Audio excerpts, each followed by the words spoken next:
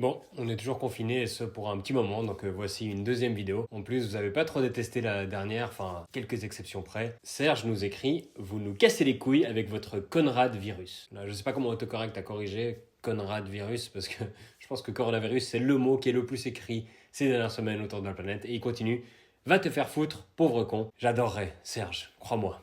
Je compte les jours. Dans cette vidéo, je vais parler des mesures et des réactions politiques en Suisse. Je ferai une autre vidéo pour la France et la Belgique, mais je bosse 20 minutes par jour, donc j'avance pas vite. Évidemment, je vais les critiquer, je vais me moquer, je vais faire preuve de mauvaise foi, parce qu'on est là pour se détendre. Ça veut pas dire que je sais ce qu'il fallait faire ou que j'aurais fait mieux.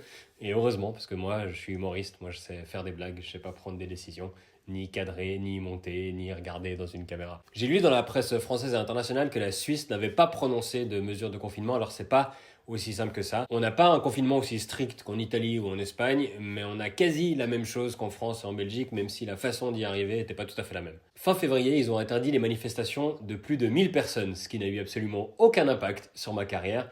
J'étais en train de me féliciter de ne pas avoir trop de succès, mais tout à coup, ils ont interdit aux manifestations de plus de 50 personnes, et là, ça a mis un énorme coup de Tipex dans tout mon agenda. Et après, ils ont pris des mesures de distanciation sociale, comme on a à peu près dans tous les pays. Notre présidente, Simonetta Sommaruga, a aussi annoncé des mesures qui ont mis à mal le moral de la population. Und das heißt konkret, dass die Jazzgruppe im Restaurant nicht mehr ihren Jazzabend durchführen kann.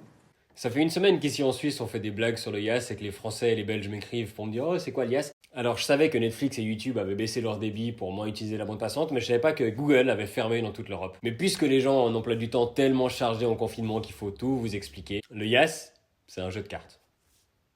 Voilà. On appelle ça aussi le chibre. Oui, en Suisse, le chibre, c'est un jeu de cartes. Donc quand en Suisse tu dis à ton crush, on se fait un petit chibre, ça veut pas dire que tu veux baiser. C'est-à-dire que tu joues aux cartes et après baiser. En Suisse, le Yas, c'est un peu une religion. Donc quand la présidente a annoncé la fin des groupes de Yas, les Suisses se sont retrouvés sur Internet pour jouer ensemble. Ils ont fait des Yaspéros. À une époque, on avait même une émission à la télévision de Yas qui s'appelait 5 de der et ça ressemblait à ça.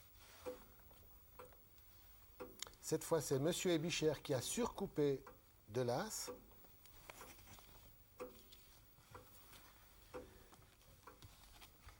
Et la dernière qui revient au téléphone à Madame Dicler avec la Dame d'Atout pour un total de 19 points. C'était intéressant cette partie. Et puis il y avait des interactions hyper dynamiques avec les invités. Monsieur, vous habitez Prévrange, près Oui. de Morges. Voilà, c'est ça. Et vous êtes là-bas, vous nous dites chauffeur de taxi, chauffeur de camion, chauffeur de grue, chauffeur de... Chauffeur de camion. Vous roulez sur des grandes distances ou bien vous tournez un peu autour de Morges. Oh, toute la Suisse romande. Et à côté de cela, monsieur, vous êtes passionné de cuisine. C'est ça, oui. Quel genre de cuisine? Chinoise, italienne, suisse? Non, la cuisine traditionnelle de chez nous, disons. Avec des bonnes sauces bien lourdes, Des bien bonnes relevées. sauces, voilà, oui, bien relevées. Et ça date pas des années 50, c'était de 87 à 92. Ça veut dire 87 à 92, c'est bon, vous avez compris? Ça passait le samedi soir à la télévision, c'était le divertissement du samedi soir. C'est ce que les gens regardaient quand ils voulaient vraiment s'enjailler, paf, pique à tout. J'adore mon pays. Donc il y a une semaine, ils ont interdit tout ça, toutes les manifestations, avec une exception notable. Toutes les manifestations publiques et privées sont interdites, avec évidemment une exception pour les enterrements. Grosse ambiance. Puis après un week-end où la population a plus ou moins bien respecté les mesures, le Conseil fédéral a reconvoqué la presse. On pensait qu'ils allaient prononcer un confinement plus strict. Et effectivement, ils ont annoncé des grosses mesures. Le Conseil fédéral a décidé en ces temps un peu particuliers d'augmenter le rythme de ses séances ordinaires. Il tiendra désormais chaque semaine 2 séances ordinaires, l'une le mercredi et l'autre le vendredi. L'épidémie avance, désormais on va se voir 2 fois par semaine. Ça c'est du leadership fort dont on a besoin. Et ils ont aussi donné des indications à la population déboussolée. Derjenige, der Geld braucht, geht zu seiner ganz normalen Hausbank. Ça, c'est la solidarité suisse. Les écoles ont fermé et du coup, les ministres se dévouent pour faire l'enseignement à la maison. Celui qui a besoin de l'argent va à la banque, celui qui a faim va à la Migros, celui qui a de la fièvre va nulle part. Ça, c'est important. Et ils ont interdit les rassemblements de plus de 5 personnes, mais il y a une exception. Für eine Familie mit 5 Kindern, man wird nicht sagen, bitte 5 zusammen und die 3 anderen, die müssen anderswo sein. Et là, gros soulagement des familles catholiques. Jean-Eudes, Madeleine, Marie-Dominique, Lucien, Gaspard, chaussez vos souliers, mettez vos cardigans, nous allons au parc. Tu sais que l'heure est grave quand j'essaie de faire un personnage. Non, la vérité, c'est qu'ils n'ont pas prononcé de confinement strict parce que le Conseil fédéral, il compte sur la discipline des Suisses. En Suisse, on dit « s'il vous plaît », puis on espère que les gens obéissent. Si les gens font pas, on fait « tss ». Là, le Conseil fédéral, il en est à « Je crois qu'il peut pas aller plus haut. Là, il est à son max. Déjà qu'en Suisse, on a tendance à observer puis à juger ses voisins. Là, depuis une semaine, on est à des niveaux qui n'ont plus été atteints depuis l'Allemagne de l'Est avant la chute du mur. Dès qu'on voit un voisin sortir, on a c'est bizarre, c'est la deuxième fois qu'il fait les courses aujourd'hui, puis il a pas pris le sac de commis. Et depuis qu'ils ont annoncé qu'une des seules activités permises, c'était le footing, le nombre de gens qui sont devenus marathoniens, qui sont là, il faut que je fasse ma sortie quotidienne, que je respecte mon programme d'entraînement. Mais oui, Louis, la dernière fois que t'as couru, c'était pour choper le bus, tu veux le faire croire à qui? Honnêtement, je sais pas pourquoi le Conseil fédéral refuse de prononcer un confinement plus strict, je sais pas quelles sont les informations, les raisons qu'il y a derrière, mais il y a un truc que j'espère, c'est que cette information-là est fausse. L'économie a pesé lourd dans la décision de ne pas imposer un confinement total selon le Sonntagsblick. Économie suisse aurait en effet pratiqué un lobbying actif pour l'éviter. J'espère honnêtement que c'est pas à cause de l'économie qu'ils veulent pas être plus stricts.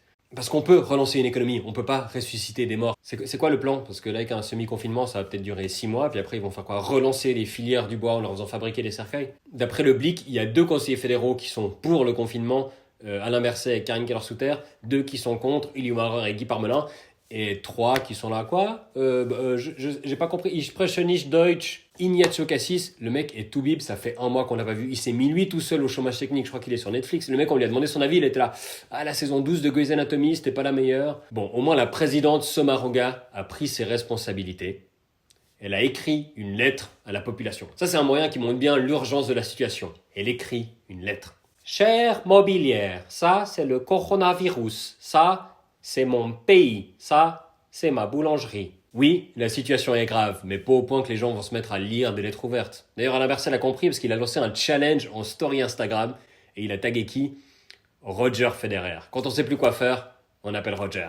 Et Roger a réagi en suisse allemand, malgré la dangerosité de ce dialecte qui n'est plus approuvé. Donc je sais pas trop ce qu'il a dit, mais sûrement genre lavez-vous les mains, pratiquez la distanciation sociale dans une de vos 12 résidences, réjouissez-vous que la planète tennis soit à l'arrêt pile quand vous faites opérer du genou. Et après il a tagué DJ Bobo. Il s'est dit, la situation demande des mesures exceptionnelles, je vais appeler DJ Bobo.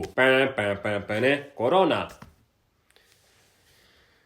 Sérieusement, si j'ai le choix entre écouter les conseils de prévention de DJ Bobo ou attraper le coronavirus, je vais directement me faire tousser dessus par un pangolin. Bon, à part ça, ils ont pris des décisions quand même. Le Conseil fédéral a décidé vendredi de suspendre les dispositions de la loi sur le temps de travail et de repos pour rendre les soignants plus disponibles. Donc en gros, plus de limites dans les heures de travail, plus de jours de récupération. Je sais que l'heure est grave, mais le message envoyé au corps médical, c'est « vous vous reposerez quand vous serez mort ». Mais la bonne nouvelle, c'est que ça risque d'arriver bientôt. Et puis l'autre bonne nouvelle, c'est que le PIB devrait s'en sortir. Ah, et puis par contre, il n'y a plus de masque. Retenez votre souffle. Merci. Pour l'instant, on applaudit à nos balcons, mais on prend des notes. On se souviendra que les personnes qui nous ont sortis de cette crise, c'était les infirmières, les aides-soignants, les médecins, les chauffeurs, les pharmaciens, les livreurs, les caissières. Et on espère que l'État saura se montrer aussi généreux avec ses professions qu'il l'est avec les banquiers quand ils se foutent tout seuls dans la merde. Et puis maintenant qu'on sait qu'il y a du fric pour sauver l'économie, peut-être qu'on pourra en utiliser un petit peu pour qu'on soit mieux préparé la prochaine fois. Parce que la Suisse, on était hyper bien préparé à la pandémie. Déjà, comme la plupart des pays européens, on n'avait pas de masque. Et puis aussi, les annonces de nouveaux cas de coronavirus se font par fax. Par fax. En 2020. Pour lutter contre la pandémie la plus mortelle du 21e siècle, on a la technologie de 1972. D'ici qu'on se souvienne comment fonctionne la machine, où mettre le papier, qu'on arrive à composer le numéro, que l'autre reçoive et imprime, le nombre de cas aura déjà triplé. Et attendez, c'est pas fini. N'étant pas configurés pour être remplis directement sur l'ordinateur, les formulaires doivent être imprimés par les médecins et remplis à la main avant d'être envoyés. Remplis à la main. Par un médecin. Vous avez déjà vu l'écriture d'un médecin? Si on n'a pas de chiffres fiables, c'est principalement parce qu'il a fallu faire venir des spécialistes en hiéroglyphes pour déchiffrer si c'est un 1 ou un 7. Mais bon, maintenant que le problème est identifié, je suis sûr qu'un informaticien en télétravail peut régler le truc en quelques heures. Une évaluation du système menée en 2012 avait déjà conclu à l'inefficience du système. Ça fait 8 ans qu'on sait que quelqu'un se dit « je ferai ça la semaine prochaine ». C'est bien parce que la main-d'œuvre dans les hôpitaux, elle est tellement sous-exploitée qu'il faut trouver un truc à leur faire faire en ce moment. On a un cas de Covid positif. Tu vas où avec ce tapis? Je vais sur le toit faire un feu pour alerter Zurich avec des signaux de fumée. Courage à notre personnel soignant, aux politiciens aussi, et à tous ceux qui doivent bosser pour qu'on puisse rester chez nous, qu'on puisse manger, qu'on puisse s'essuyer les fesses et qu'on puisse s'envoyer des blagues sur internet. Si cette vidéo vous a plu, merci de l'imprimer, de mettre un commentaire dessus à la main, puis de la faxer à tous vos contacts.